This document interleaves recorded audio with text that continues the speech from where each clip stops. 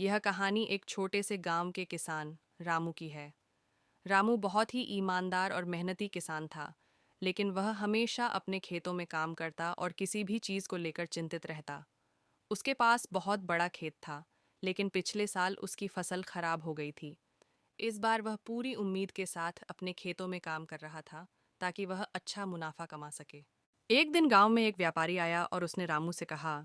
मैं तुम्हारी सारी फसल अच्छे दामों पर खरीदने के लिए तैयार हूँ, लेकिन मुझे तुम्हारी फसल को पहले देखना होगा। रामू ने व्यापारी को अपने खेत में बुलाया और अपनी फसल दिखाई। ये फसल अच्छी है, लेकिन मैं तुमसे सिर्फ आधे दाम पर इसे खरीद सकता हूँ। अगर तुम नहीं मानते तो मैं और कहीं से फसल खरीद लूंगा।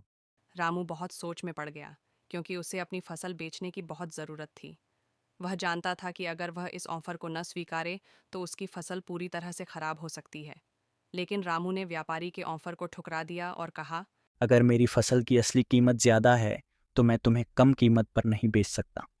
वह बहुत सोच समझकर एक और रास्ता अपनाने लगा।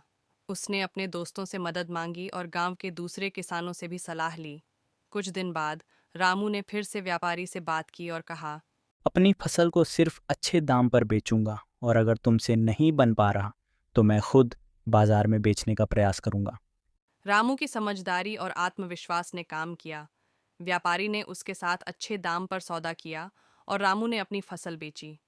व्यापारी को समझ में आ गया कि रामू सिर्फ एक समझदार किसान नहीं, बल्कि एक ईमानदार इंसान भी था,